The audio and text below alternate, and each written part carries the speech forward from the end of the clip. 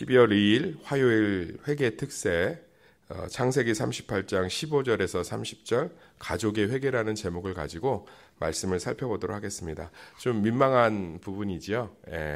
예수님이 나온 족보인 유다 족보에 태가 끊기지 않고 이어진 게 시아버지와 며느리 사이에서 태어난 자녀로 말미암아 그 계보가 이어지고 있습니다. 더 재밌는 건 이 시아버지 유다와 며느리 다말의 이 입에 담기 어려운 사건이 요셉의 가정, 그러니까 야곱의 가정의 차별과 요셉이 팔려가는 사이에 끼어 있다는 거예요. 그러니까 어떤 사건이 끝나고 나서 기록된 게 아니라 그 사이에다 끼워놓고 있습니다. 이걸 액자 구조라고 좀 하는데요. 이 성경이 액자 구조를 사용할 때가 종종 있습니다. 대표적인 게 뭐죠? 회당장 야이로의 딸을 고치러 갈 때 이 몸에 혈루증을 앓고 있는 그 여인이 예수님의 옷에 손을 대어서 멈추는 사건이 액자 구조지요.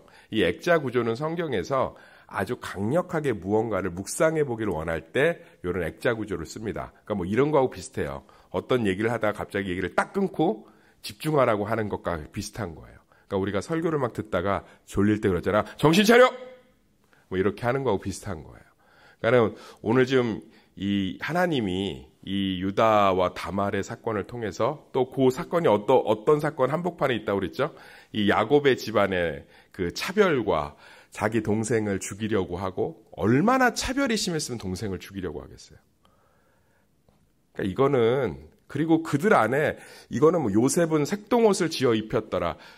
이거 보통이 아니에요. 예를 들어서 누가 내가 수고한 것을 알아주지 않고 이거는 큰오빠만 공부시키고 또는 우리 남편이 뭐 나는 사람 취급도 안 하고 둘째 마누라 드리고 이런 것이 평생의 한이 되어서 지금도 그 상처에서 벗어나지를 못하는데 이거는 얼마나 이 유다와 또 이 야곱의 가정 안에 얼마나 많은 아픔들이 있는지 서로 죽이고 근데 이게요. 아담과 하와가 타락한 이후에 바로 벌어진 일이 뭔지 아세요? 내 배 아파서 난 자식과 자식이 서로 들판에서 돌로 쳐 죽인 사건으로 시작돼요. 난장판이에요. 그러니까 어떤 분이 저한테 그러더라고요. 목사님 교회 다니시지 얼마 안 된 분이 우리 교인분이 목사님 아이에게 창세기를 이제 읽어주려고 창세기부터 시작하려고 했더니 못 읽어주겠어요. 왜요? 그랬더니 아니 뭐 이건 들판에서 돌로 쳐 죽이질 않나 시아버지하고 며느리 사이에 아이가 태어나질 않나 형들이 동생을 죽이려고 하질 않나 자기 아내를 막 갑자기 속여서 누이라고 속여서 다른 남자한테 넘기질 않나 저는 성경이 이런 건지 몰랐어요 이러더라고. 그래서 제가 일단 요한복음부터 좀 읽으세요. 난장판이죠. 난장판이에요. 우리 성경 관념적으로 이해해서 그렇지 들여다보면 민망해서 읽기가 어렵고요. 제가 솔직히 얘기할게요. 제가 목회를 더 해보면 모르겠지만 이 정도로 난장판인 가정은 아직까지 못 봤어요. 동생을 들판에서 쳐 죽이고 서로 질투해서 동생을 팔고 아버지를 속이고 시아버지와 며느리가 그리고 이거는 차별이 너무 심해서 막 그 자매 간에 거의 혈투가 벌어지고 하갈하고 사라 본부인하고 둘째 부인이 결국은 한 사람이 자기 자식을 데리고 완전히 끊어져야 되고 뭐 이런 걸 전 본 적이 거의 없어요. 이거 요즘 드라마 만들어도 방송윤리 심원에 걸릴걸요. 그래서 창세기로 드라마를 못 만드나 봐요. 근데 이 아픔들, 이 상처들 우리 가정 안에 고스란히 있죠. 크고 작음의 경중의 차이지 우리 가정 안에 차별이 있고요. 서로에 대한 원망이 있고요. 상처가 있고요. 외면이 있고요. 무관심이 있고요. 폭력이 있고요. 거절이 있고 수많은 상처들이 반복됩니다. 근데 그 근원을 창세기는 명확하게 얘기해요. 두려움 때문이다. 오늘 말씀으로 돌아와 볼까요? 다말이 이 지경까지 시아버지를 속여서까지 임신을 해야 되는 이유는 하나예요. 씨가 없으면 버려져야 되고 자녀를 낳지 못하면 끊어지기 때문입니다. 그 두려움이 이렇게 만든 거예요. 가인이 아벨을 쳐 죽인 건 하나님께 버림받음으로 말미암아 사람들에게 거절당할까 두려워서 자기보다 더 나은 예배를 드린 아벨을 쳐 죽인 거예요. 야곱의 아들들이 동생 요셉을 결국은 갖다 버린 이유는 아버지로부터 거절당할 것에 대한 두려움이 있기 때문에 그래요. 하갈에게서 이스마엘을 태어나게 하는 큰 실수를 범한 이유는 아브라함이 자식이 없이 죽을까 봐 두려웠기 때문이에요. 하갈을 내보내지 못하고 아브라함이 우물쭈물하면서 가정이 파탄나는 지경까지 끌고 갔던 이유는 어떻게 해야 될지 두려웠기 때문에 그래요. 그런데 그런 야곱이, 그런 아브라함이, 그런 유다가, 그런 요셉이 하나님을 인격적으로 경험하면서 두려움이 사라지기 시작하니까 자식을 바칠 수 있고 에서의 열등감에서 벗어날 수 있으며 모든 것들 가운데 하나님을 인정하는 삶들이 되기 시작합니다. 우리 가정 안에 벌어지는 수많은 상처의 근원은 두려움 때문에 그래요. 자, 우리 아이가 좋은 성적을 거두지 못했습니다. 이 아이의 인생이 끝날 것 같아서 두드려 패는 거예요. 속에 없는 말을 쏟아내는 겁니다. 너 그렇게 공부 못하면 니네 아버지처럼 너도 살고 싶니? 우리가 어떤 질병에 걸렸을 때 그것이 차도가 없으면 두려운 이유는 이대로 우리 인생이 끝날 것 같아서 그래요. 남편의 소득이 줄면 온 천지를 핥히고 다니는 이유가, 아니면 남편의 소득이 줄면 교회부터 끊어내고 생활 전선부터 고민하는 이유가 두려워서 그래요. 자녀들에게 부정적인 말들을 쏟아내고 상처 주는 말들을 쏟아내고, 남편이 아내에게 부정적인 말들을 쏟아내고 상처 주는 말들을 쏟아내고, 아내가 남편을 인정하지 않고 부정적인 말들과 상처되는 말들을 쏟아내는 근원은 다 버려질까 두렵고, 외면될까 두렵고, 잊혀질까 두렵고, 망할까 두렵고, 사라질까 두렵고, 영원히 아플까 두렵고, 낫지 않을까 두렵고, 그렇게 끝날까 두려워서 그래요. 그런 우리를 위해서 예수님이 오신 줄 믿습니다. 그거밖에 없어요. 그 믿음이 없으면 우리는 아무리 회개해도 2026년에도 또 서로에게 그 두려움들을 포장한 채, 내가 남편에게 거절받은 게 상처가 돼서 폭언을 하고, 내가 이렇게 가난하게 될까 봐 두려워서 상처 주는 말들을 하는 수많은 두려움을 포장하는 것들로 또 가족은 그렇게 상처를 주고 있을 거예요. 사랑하는 성도님들, 그래서 이 난장판인 가정을 누가 수습하십니까? 아브라함이 수습합니까? 유다가 수습합니까? 이삭이 수습합니까? 아니요. 하나님이 다 수습하십니다. 할렐루야.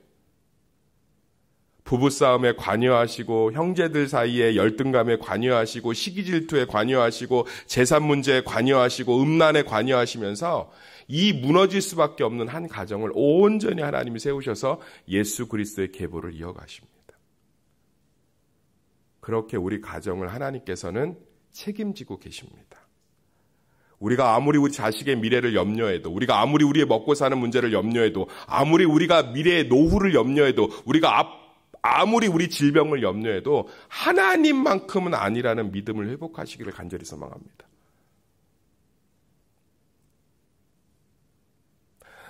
어떤 청년이 전에 교회에 있었는데 근심이 아주 수심이 가득해서 저를 찾아왔어요.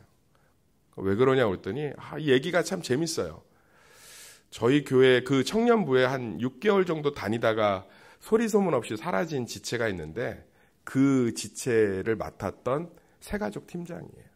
근데 그 지체가 그런 얘기를 했대요. 자기가 뭐 손금을 좀 볼 줄 아는데 봐드려도 되냐. 그럼 안 보여. 나는 예수님 믿는다 이랬어야 되는데 내밀었나 봐요 또. 바다 새가족이니까. 그랬더니 8월이면 죽을 상이라고. 그리고 사라졌대 호련히. 얘가 이 얘기를 못하는 거야. 왜?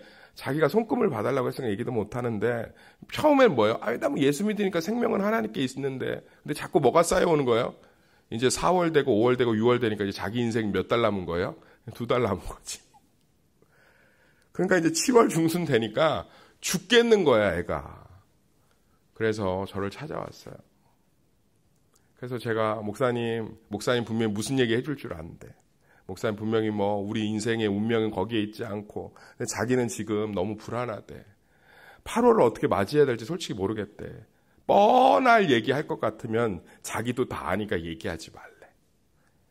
그런데 앉혀놓고 그랬죠. 목사님도 그런 적이 있어. 고난이 오는 게 두렵고 어려움이 오는 게 두렵고 그런데 목사님은 고난을 주지 않는다고 생각하진 않고 어떤 고난이 와도 하나님을 경험하게 되니까 좀 기대가 되더라. 내가 죽을 길이어도 하나님을 경험하게 되는 통로가 될 거라고 생각하니까 소망이 생기더라. 목사님도 그 옷만 입으면 혹 안 좋은 일이 벌어지는 것 같아서 부끄러운데 그 옷을 입지 않고 버린 적이 있어. 되게 비싼 옷인데. 그랬더니 이 친구가 이제 공감을 하기 시작해요. 목사님도 두려울 때가 있어. 그런데 두려움 물러가라. 뭐 하나님 믿음으로 뭐 이기게 하시리라. 아니, 그거 아무 소용 없더라. 솔직히 뒤돌아서서 현실 맞닥뜨리면 두렵고 뒤돌아서서 문제 터지면 또 두렵고 무너지고.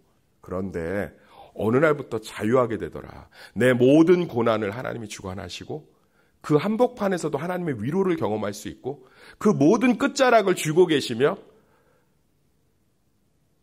어떠한 어려움과 고난과 고통도 하나님을 경험하는 시간이 될 거라는 확신이 드니까 그때부터 고백할 수 있겠더라. 가시밭에 백합화 예수향기 날리며 동남풍아 불어라 서북풍아 불어라. 어떤 고난이 와도 하나님을 100% 경험할 수 있기 때문에 믿는 자들은 그러니까 고난에서 자유롭게 되더라. 너의 8월도 하나님을 경험하게 될 거야. 이 친구가 너무 좋아하는 거야. 사랑하는 성도님들, 우리의 모든 고난은 하나님을 경험하게 될 거예요. 조금 그 두려움을 잠시 내려놔도 괜찮습니다. 하나님을 경험하게 될 거라고요. 하나님을 경험하게 될 거예요.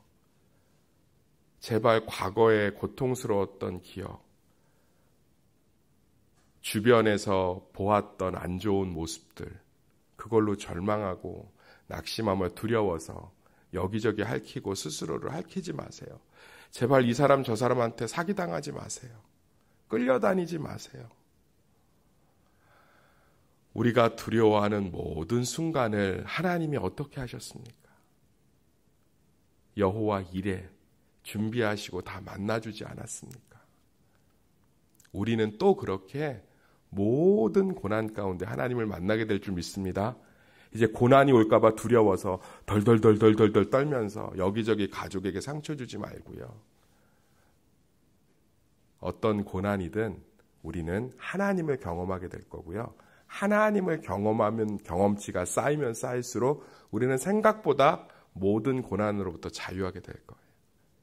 그 시간들을 소망하는 한 해가 되시기를, 새해가 되시기를 예수의 이름으로 축원합니다. 기도하겠습니다.